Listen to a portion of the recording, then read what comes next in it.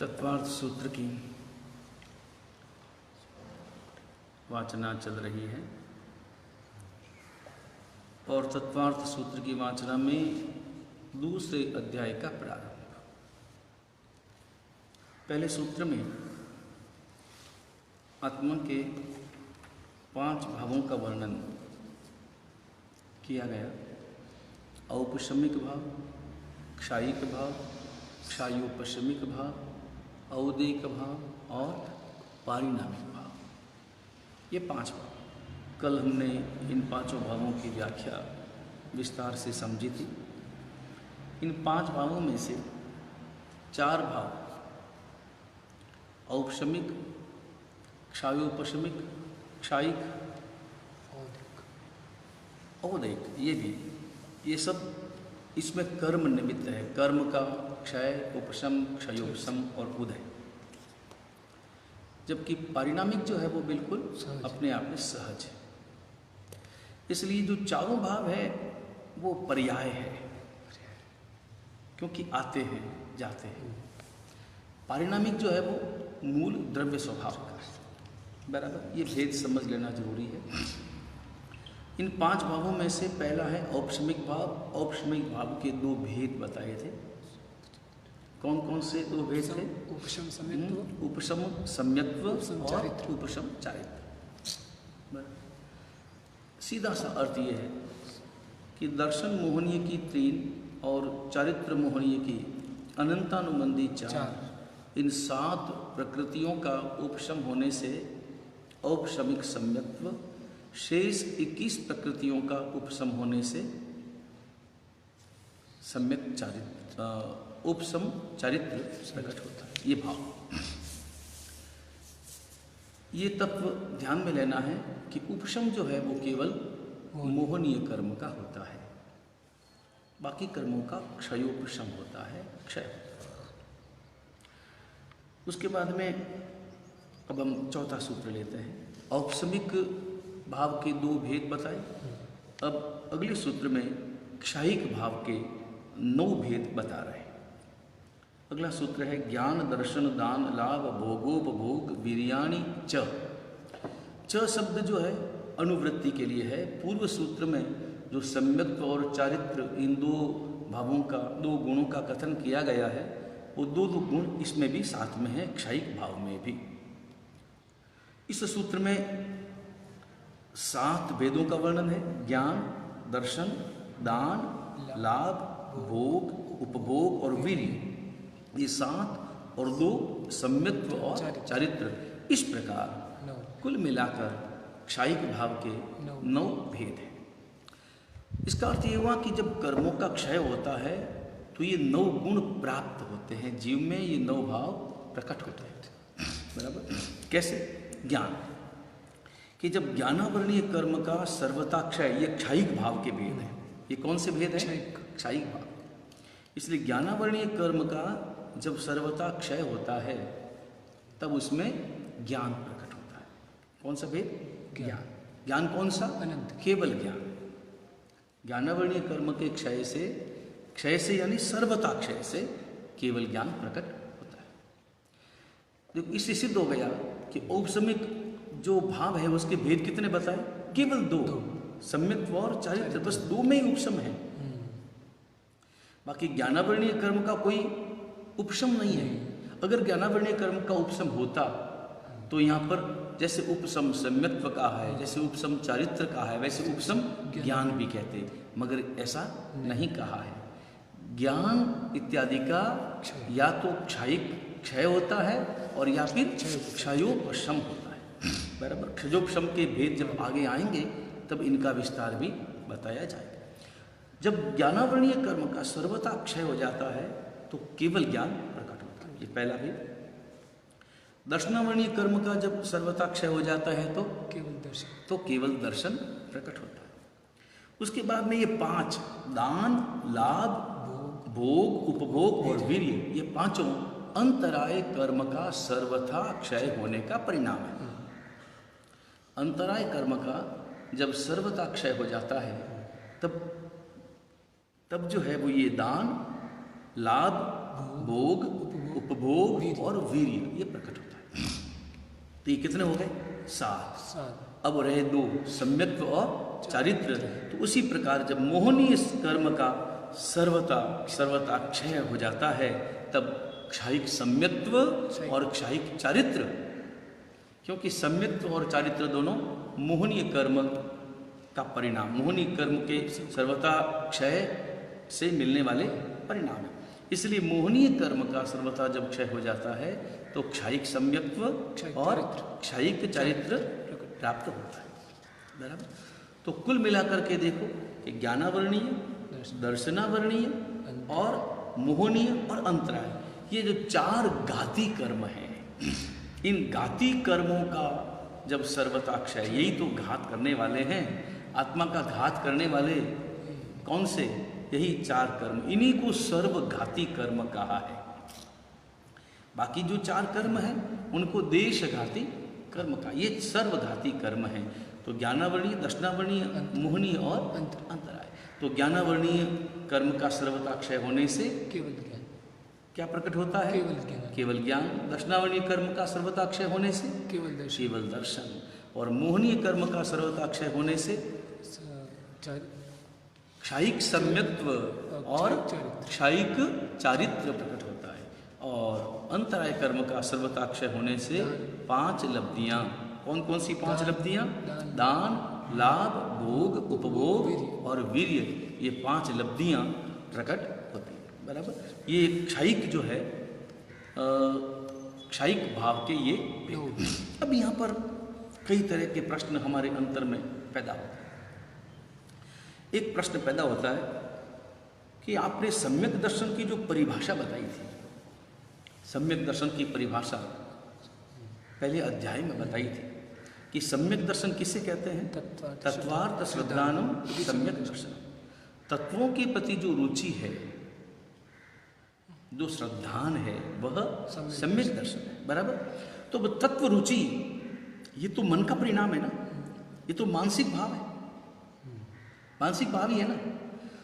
तो अब यहाँ पर प्रश्न है कि सिद्ध भगवंत, जो सिद्ध भगवंत है, तो सिद्ध भगवंतों में क्षायिक सम्यक्त्व और क्षायिक जो क्षायिक भाव है, ये पहले बता चुके। 5 भावों का जब भेद बताया था, तब बताया था कि सिद्धों में, अनंत सिद्धों में, उनमें कौन से भाव है?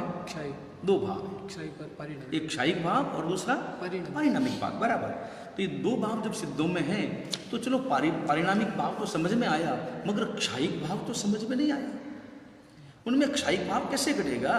क्योंकि सिद्धों के पास में मन है ही नहीं। सिद्ध भगवंतों के पास में मन है नहीं है, क्योंकि मन तो इंद्रियों का सहचारी तत्व है। वहाँ काया नहीं, इंद्रियां नहीं, मन भी नहीं। और जब मन है ही नहीं, तब वहाँ पर सम्यक दर्शन ही कैसे घटेगा? वहाँ पर तत्व की रुचि कैसे होगी? ये तो जरा बताओ। और उसके बाद में चारित्र। अब चारित्र की परिभाषा क्या बताइए? चारित्र की परिभाषा है कि अशुभ योगों से निवृत्ति।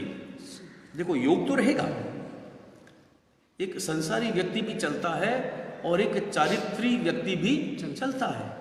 जिसने चारित्र लिया है वो भी चलता है और संसारी व्यक्ति भी चलता है।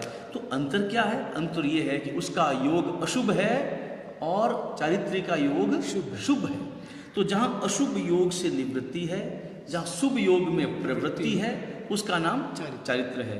तो सिद्ध भगवंतों में कौन सा योग है? कोई योग नहीं है, क्योंकि अयोगी अवस्था को प्राप्त करके ही तो सिद्ध बना जाता है। तो उनके पास में कोई योग नहीं है। तो मन नहीं है तो क्षायिक सम्यक्त्व कैसे घटेगा? और योग नहीं है तो क्षायिक चारित्र कैसे घटेगा? ये अपने आप एक गंभीर प्रश्न जो है वो उपस्थित हुआ है। तब यहाँ पर बताते हैं कि भाई देखो कि क्षायिक सम्यक्त्व और क्षायिक चारित्र, इनके 2 भेद,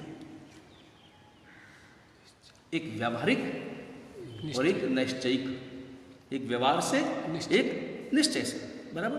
तो अभी जो परिभाषा बताई सम्यक दर्शन की कि तत्व रुचि जो है वह सम्यक दर्शन है, तत्वों के अर्थ के प्रति जो श्रद्धान है वो सम्यक दर्शन है। और इसी प्रकार शुभ योगों में प्रवृत्ति वह चारित्र है। ये जो परिभाषा बताई, ये परिभाषा व्यवहार से बताई गई है। कौन सी ये परिभाषा क्या है? व्यवहार से है। लेकिन हकीकत में निश्चय जो सम्यक दर्शन है वो क्या है? वो है कि दर्शन मोहनीय और अनंतानुबंधी कषाय। दर्शन मोहनीय की 3 प्रकृतियां और अनंतानुबंधी चतुष्क, इन 7 प्रकृतियों के सर्वथा क्षय होने से जो आत्मा में परिणाम पैदा होता है, वो आत्म परिणाम।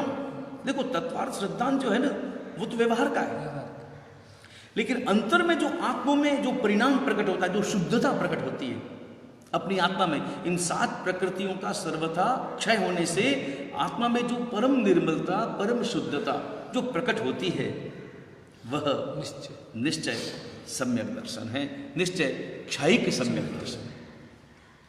वो निश्चय क्षयिक सम्यक दर्शन है, बराबर। और इसी प्रकार चारित्र मोहनी की जो प्रकृतियां हैं, उन चारित्र मोहनी की प्रकृतियों का सर्वथा क्षय होने से अपने में ही अपने स्वरूप में रमणता या अपने स्वरूप में स्थिरता, ये जो भाव प्रकट होता है, वही निश्चयिक चारित्र है। तो यहां पर देखो, तुम अंतर आ गया। व्यवहार से सम्यक्त्व किसे कहें और निश्चय से सम्यक्त्व किसे कहें, व्यवहार से चारित्र किसे कहें और निश्चय से चारित्र किसे कहें, ये समझ लो कि व्यवहार से चारित्र वो है कि जो शुभ योग में प्रवृत्ति करता है, वो व्यवहार से चारित्र है, बराबर। जैसे वेश धारण कर लिया, क्रिया कर रहा है, वो सब जीवदया का पालन कर रहा है, पंच महाव्रतों का पालन कर रहा है, वह क्या है? व्यवहार चारित्र। निश्चय चारित्र क्या है? निश्चय चारित्र क्षयिक चारित्र, बराबर। निश्चय दृष्टि से क्षयिक चारित्र वो क्या है कि वो चारित्र मोहनीय की प्रकृतियों के सर्वथा क्षय से जो स्वरूप में रमणता, स्वरूप में, आत्म स्वरूप में, अपने स्वरूप में, निज स्वरूप में जो स्थिरता, वो जो गुण प्रकट होता है, वह क्षयिक चारित्र है। और वो तो सिद्धों में है ही, क्योंकि सिद्धों में सिद्ध आत्मा जो है वो स्वरूप में ही रमण करते हैं, और इसके साथ साथ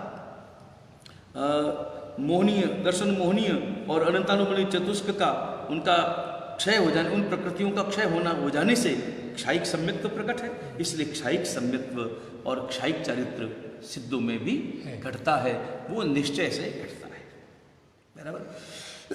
ये प्रश्न का उत्तर समझ में आ गया। अब यहाँ पर अगला प्रश्न भी है कि आपने, चलो ये तो समझ में आ गए, ये 4 बातें तो समझ में आ गई, केवल ज्ञान समझ में आ गया, केवल दर्शन समझ में आ गया, क्षयिक सम्यक्त्व भी समझ में आ गया और क्षयिक चारित्र भी समझ में आ गया। बाकी की जो 5 लब्धियां हैं वो भी सिद्धों में। दान, अब वो दान किसका करेंगे? उनके पास में क्या है जो दान करेंगे? हैं, तो दान कैसे करेंगे? दान लाभ भोग उपभोग वीर्य, ये गुण उनमें कैसे हैं? उनमें कैसे घट सकते हैं बताओ? नहीं, ये गुण भी उनमें सिद्धों में ये है ही। तो यहां पर इसका उत्तर ये है कि देखो, दान लाभ इनको भी 2 भागों में बांटना पड़ेगा। कौन से 2 भागों में? एक व्यवहार और एक निश्चय। तो वहां पर व्यावहारिक दान नहीं है, वहां पर किसी भी प्रकार का व्यावहारिक दान नहीं है, लेकिन मूल बात यह है कि दान का स्वरूप देना या त्याग करना। दान की परिभाषा क्या? त्याग करना, देना या त्याग करना। त्याग हो रहा है ना, देना। दान में हमेशा कोई भी व्यक्ति, जैसे एक व्यक्ति ने 1 लाख रुपए का दान किया व्यवहार के जगत में, तो वो 1 लाख रुपया उसे दे रहा है या 1 लाख रुपया अपना छोड़ रहा है, त्याग कर रहा है। दोनों प्रवृत्तियां साथ में, और त्याग कर रहा है तभी तो देगा ना। अगर त्याग नहीं कर सकता तो दे सकता है क्या? देने के भाव है। हाँ, भाव तो त्याग का है। परिणाम क्या है? भाव देने का आया, बराबर। लेकिन देने का परिणाम क्या हुआ? देने का परिणाम क्या है? त्याग। तो त्याग ही दान है, हकीकत में त्याग ही दान है, क्योंकि दोनों प्रवृत्तियां एक साथ है। दे रहा है और वो छोड़ रहा है, वो त्याग कर रहा है। मतलब त्याग करेगा तभी तो देगा ना। भाव आए देने के, मगर आखिर तो रुपए छोड़ेगा तभी तो वो देना कहलाएगा। तो यहाँ पर सिद्ध भगवंत जो है, दान के साथ ही वो कमाने का भी सोचता है ना कि ज्यादा धन हो। वो तो व्यवहार की बात हो गई, मगर यहाँ केवल दान शब्द की परिभाषा कर रहे हैं। तो दान शब्द की परिभाषा में त्याग शब्द जो है वो मुख्य है, छोड़ना। तो भाई सिद्ध भगवंतों ने जो है अपने पौद्गलिक भाव, जितने भी पुद्गल से संबंधित भाव, उन सब का त्याग कर दिया, इसलिए वही दान है, वही अपने आप में दान है। अच्छा, इसको एक काम और करना चाहिए, आत्म स्वरूप में जो रमण कर रहे हैं तो आत्म स्वरूप में रमणता का ही दान कर रहे हैं, वही दान कर रहे हैं और वही असली दान है। बाकी सब दान में स्वार्थ हो सकता है, बाकी सब दानों में किसी भी प्रकार का, किसी भी व्यवहारिक जगत में दान का स्वार्थ का भाव उसमें संभव है, लेकिन यहाँ सिद्धों में जो दान घटेगा वो दान कैसा है कि पौद्गलिक भावों का सर्वथा त्याग है, वही अपने आप में सच्चा दान है, वही अपने आप में दान। और वो दान किस में घटता है? सिद्ध भगवंतों में भी वो घटता है, क्योंकि पुद्गलों का सर्वथा त्याग है, पुद्गलों का ही नहीं। पुद्गलों का त्याग किया तभी तो सिद्धत्व पाया। सबसे अंत में वो किन पुद्गलों का त्याग करते हैं?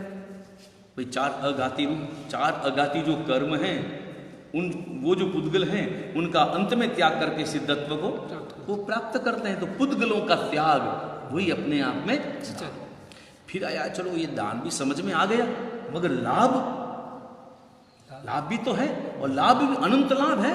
तो सिद्धों में लाभ कैसे घटेगा? लाभ रूप जो लब्धि है वह लब्धि सिद्धों में कैसे घटेगी? तो वहां पर लाभ ही लाभ है, बाकी सब जो लाभ है वो तो क्षणिक है। वो व्यवहार का जो लाभ है वो क्षणिक है। व्यवहार में जो भी लाभ होता है वो कितनी देर टिकने वाला होता है, मगर ये लाभ तो अनंत है। तो उनको कौन सा लाभ है कि आत्मिक शुद्ध स्वरूप की प्राप्ति, वही अपने आप में लाभ है। अब यहां पर भोग उपभोग, कोई द्रव्य ही नहीं है तो किस द्रव्य का भोग करेंगे और किस द्रव्य का उपभोग करेंगे? भोग उपभोग कैसे घटेगा? तो वो भी घटेगा कि वो अपने शुद्ध स्वरूप का अनुभव, वो शुद्ध स्वरूप का अनुभव करते हैं प्रतिक्षण, शुद्ध स्वरूप का, आत्मा के शुद्ध स्वरूप का, शुद्ध पर्यायों का वो लगातार अनुभव करते हैं। और वही अनुभव भोग और उपभोग है। वो अनुभव करते हैं तो वही है ना। भोग में भी क्या होता है? भोग और उपभोग में भी हम केवल अनुभव ही तो करते हैं। तो वहां पर किसका अनुभव है? वहां पर आत्मा का अनुभव है, आत्मा के शुद्ध स्वरूप का अनुभव है, उनके शुद्ध पर्यायों का अनुभव है। तो वही भोग और उपभोग है।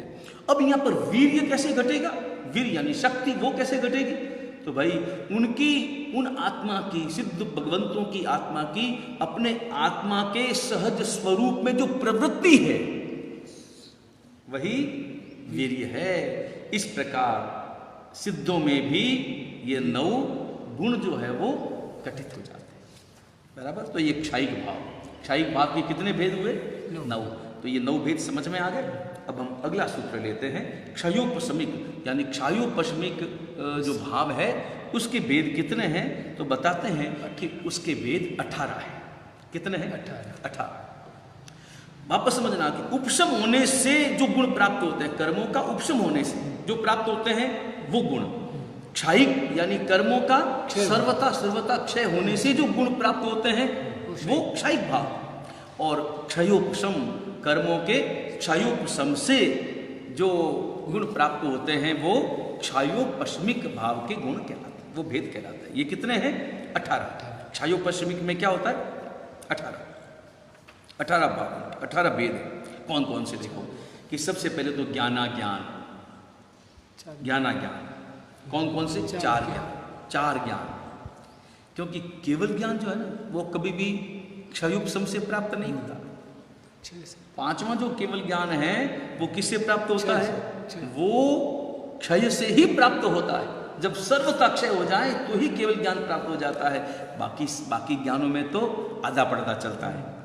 क्षयोपशम का मतलब है आधा पर्दा, आधे पर्दे भी समझौता कर लिया, उसमें नहीं। वहाँ पर तो कर्मों का सर्वथा ज्ञानावरणी कर्म का सर्वथा क्षय होगा, तभी केवल ज्ञान प्रकट होगा। अब यहाँ पर चार कौन कौन से? मति ज्ञान, श्रुति ज्ञान, अवधि ज्ञान और मनः पर्यव ज्ञान। ये चार, ये क्षयोपशम का कारण है। बराबर। क्षयोपशम का अर्थ समझ में आ गया? क्षयोपशम का अर्थ क्या हुआ? क्षय और उपशम।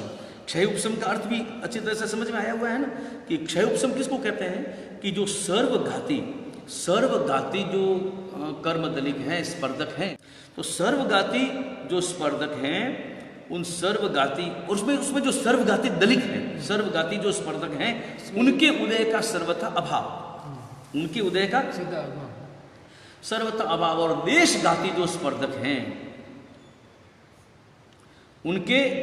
उनका देशघाती स्पर्धकों का उदय और उदय के साथ साथ में उनका क्षय। तो वो जो अवस्था प्राप्त होती है वो क्षयोपशम कहलाती है। क्षय उपशम, उनका उपशम हो गया, उदय का अभाव वो उपशम, और क्षय उदय जो उदय में आई, देशघाती स्पर्धक जो उदय में आए, उनका क्षय, वो क्षय। बराबर। उदय में आने का क्षय। तो यहां पर चार कौन कौन से? मति ज्ञान, श्रुति ज्ञान, अवधि ज्ञान और मनः पर्यव ज्ञान। और तीन अज्ञान। अज्ञान कितने? तीन ही है। मनः पर्यव जो है वो अज्ञान नहीं है, क्योंकि वो सम्यक्त्वी आत्मा को, चारित्र्य आत्मा को ही उपलब्ध होता है, इसलिए सम्यक्त्वी ही उसे प्राप्त कर सकता है, और उसमें भी वो सप्त गुण स्थानक वर्ती ही मनः पर्यव ज्ञान को उपलब्ध करता है। इसलिए तीन अज्ञान, मति अज्ञान, श्रुत अज्ञान और विभंग ज्ञान। उसके बाद में तीन दर्शन कौन कौन से? चक्षु दर्शन, अचक्षु दर्शन और अवधि दर्शन। उसके बाद में 5 लब्धियां, दान, लाभ, भोग, उपभोग और वीर्य। और उसके बाद में सम्यक्त्व, सर्ववीर्ति चारित्र और संयम रूप देश विरति चारित्र। इस प्रकार ज्ञान दर्शन दानादि लब्धयश् त्रि पंचभेदाः सम्यक्त्व चारित्र संयमाश्च। तो 4 ज्ञान। अब यहां पर एक बात समझनी जरूरी है कि देखो, ये जो क्षयोपशमिक सम्यक्त्व प्रकट होता है, यहां सम्यक्त्व आया, सम्यक्त्व। क्षयोपशमिक जो सम्यक्त्व जो प्रकट होता है, उसमें अनंतानुबंधी कषाय, उसका जो विपाक उदय मतलब 2 बातें उदय तुम्हें ध्यान में ना, एक विपाकोदय और एक प्रदेशोदय। इनका अर्थ समझ में आया? और गुणस्थानक की व्याख्या में इसे समझाया गया था। विपाकोदय मतलब विपाकोदय किसे कहते हैं? कि जो कर्म प्रकृति साक्षात अपना लाभ दे देती है, अपना फल दे देती है, वो विपाकोदय, साक्षात फल देती है, वो विपाकोदय। प्रदेशोदय अलग चीज है। प्रदेशोदय क्या है? कि जब किसी, अब जैसे मान लो कोई चल रहा है, जो भव चल रहा है, क्योंकि विपाकोदय के लिए, विपाकोदय का परिणाम प्राप्त करने के लिए द्रव्य, क्षेत्र, काल, भाव और भव, इन 5 की उपस्थिति अनिवार्य है। इन 5 की अनुकूलता मिलती है, तभी विपाकोदय होता है। लेकिन कभी कभी ऐसा होता है, उदाहरण के लिए जैसे समझाएं कि एक व्यक्ति है, और एक व्यक्ति ने उसके अध्यवसाय, उसके जो अध्यवसाय रहे वो इतने अच्छे नहीं रहे, और अच्छे नहीं रहने के कारण से उसने कोई स्थावर नाम कर्म का बंद कर लिया। किसका बंद कर लिया? स्थावर नाम कर्म का। स्थावर नाम कर्म में एक केंद्रीय जीव, बराबर, वो नाम कर्म का बंद कर लिया, बंद तो कर लिया। उसके बाद में उसके अध्यवसाय और अच्छे हुए, और जब गति का बंद हुआ, तब गति बंद उसने देवगति का कर लिया, बराबर, देवगति का बंद कर लिया। इधर कर्म बंद हो गया, गति कौन सी मिल गई? देव की। भव कौन सा मिला? देव का भव मिला, बराबर। तो द्रव्य, क्षेत्र, काल, भाव और भव जो है वो देव गति के, उसे उस प्रकार की अनुकूलता उपलब्ध हो गई। अब वो स्थावर नाम कर्म का जो बंद हुआ था, उसका अबाधा काल पूरा हो गया, और अबाधा काल पूरा होने के बाद में कर्म जो है वो अपना फल देता है। अब वो कर्म फल दे कहां से? क्योंकि स्थावर नाम कर्म का विपाक, यानी उसके रसोदय के लिए, यानी विपाकोदय के लिए एक इंद्रिय का शरीर चाहिए, और शरीर किसका है? शरीर है देव भव का। तो फिर विपाकोदय तो हो नहीं सकता। तो ऐसी स्थिति में स्तिमुख संक्रमण होता है, और स्थिभुक संक्रमण करके वो प्रदेशोदय में, वो उदय में आएंगे ही आएंगे। किसके? स्थावर नाम कर्म के कर्म उदय में आएंगे, और उदय में क्या आएंगे? वो प्रदेशोदय हो जाएगा, वो वहीं पर भोग लिया जाएगा। इसको प्रदेशोदय कहते हैं। देवगति में भोग लेना। हाँ, देवगति में ही वो बस उस प्रकार से भोग लिया जाता है, अपने आप उदय में आ जाते हैं, और उदय में आकर के वो भोग लिए जाते हैं। मतलब उस प्रकार का विपाकोदय नहीं है, प्रत्यक्ष फल नहीं है, प्रदेशोदय, उसको प्रदेशोदय कहते हैं। तो यहाँ पर कभी भी तुम देखना कि अनंतानुबंधी जो कषाय है, उनके सर्वथा, अनंतानुबंधी कषाय चतुष्क, उनके सर्वथा विपाकोदय का अभाव, उनका विपाक का उदय नहीं है। और मिथ्यात्वमोनीय, मिश्रमोनीय, बराबर, इनका सर्वथा उदय का अभाव, बराबर। और उसके साथ साथ सम्यक्तमोनीय रूप जो दर्शन मोनीय है, तो ऐसे स्पर्धकों के उदय में क्षायोपस्मिक सम्यक्त्व जो है वो प्रकट होता है। क्षायोपस्मिक सम्यक्त्व जो है वो प्रकट होता है। और क्षायोपस्मिक चारित्र जो है वो अनंतानुबंधी, क्षायोपस्मिक चारित्र कब प्रकट होगा? जब अनंतानुबंधी, अप्रत्याख्यानी और प्रत्याख्यानी, कितने हुए कुल मिलाकर के 12 कषाय। इन 12 कषायों के विपाकोदय का सर्वथा अभाव, इनका विपाकोदय नहीं होगा, उनका सर्वथा अभाव होगा, और तभी वो क्षायोपस्मिक चारित्र जो है वो प्रकट होता है, बराबर। और ऐसे में उनका अनंतानुबंधी इत्यादि जो 12 विपाकोदय तो नहीं होगा, तो क्या होगा? उनका प्रदेशोदय होगा। तब वो क्या नाम, क्षायोपस्मिक चारित्र जो है वो प्रकट होता है। तो यहाँ पर क्षायोपस्मिक कई भेद बता रहे हैं, वही समझा रहे हैं कि ये सम्मित्व, क्षायोपस्मिक सम्मित्व कैसे प्रकट होता है और क्षायोपस्मिक चारित्र कैसे प्रकट होता है। तो स्पष्ट है कि अनंतानुबंधी जो चतुष्क है, उनके विपाकोदय का अभाव और उनके रसोदय का, प्रदेशोदय चालू, उस वक्त में क्षायोपस्मिक सम्मित्व जो है वो प्रकट होता है। और क्षायोपस्मिक चारित्र के लिए अनंतानुबंधी 12 कषायों के, और क्षायोपस्मिक सम्यक्त्व की प्राप्ति के लिए अनंतानुबंधी कषाय 4 और मिथ्यात्वमोनी और मिश्रमोनीय, इनका सर्वथा उदय अभाव, 6 प्रकृति का अभाव हो गया। 4 चारित्र मोनी की और 2 दर्शन मोनी की, और एक जो सम्यक्त्व मोनी की रूप जो दर्शन मोनी की प्रकृति है, बस उसके केवल उनका उदय रहता है। किसका उदय रहता है? सम्यक्त्व मोनीय नामक प्रकृति का उदय रहता है, उसमें क्षायोपस्मिक सम्यक्त्व प्रकट होता है। और चारित्र में, क्षायोपस्मिक चारित्र में अनंतानुबंधी 12, इनके विपाकोदय का अभाव, इनके विपाकोदय नहीं रहता, लेकिन प्रदोषोदय रहता है। इसमें क्षायोपस्मिक चारित्र जो है वो प्रकट होता है।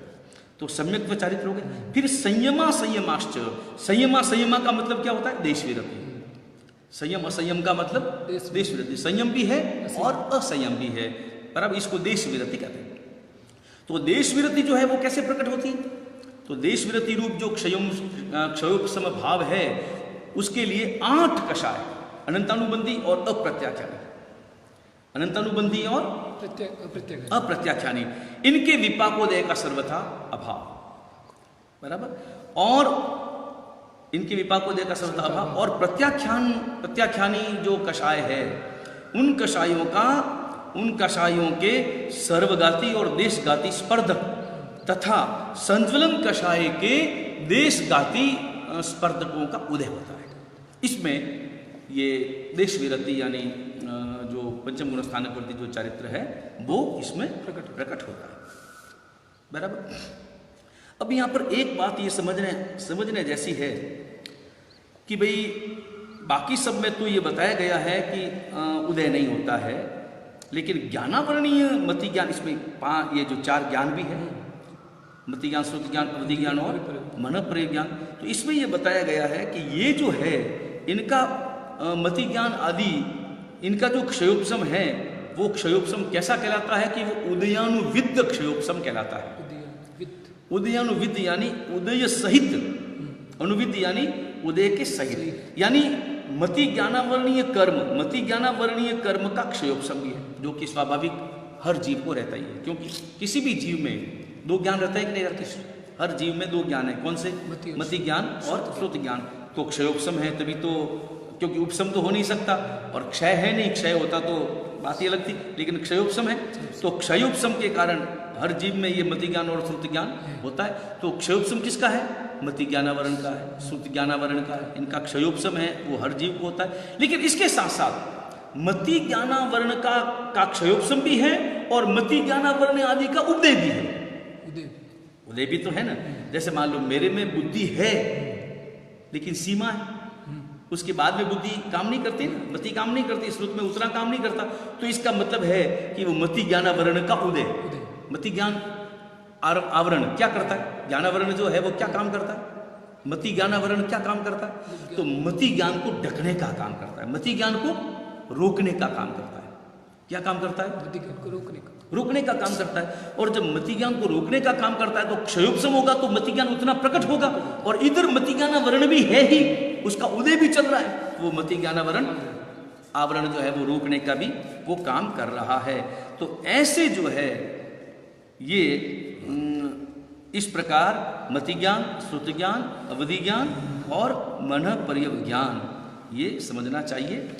और इसी प्रकार इनका जो क्षयोपशम है उसी क्षयोपशम के आधार पर ये गुण जीव में प्रकट होते हैं। कौन कौन से गुण?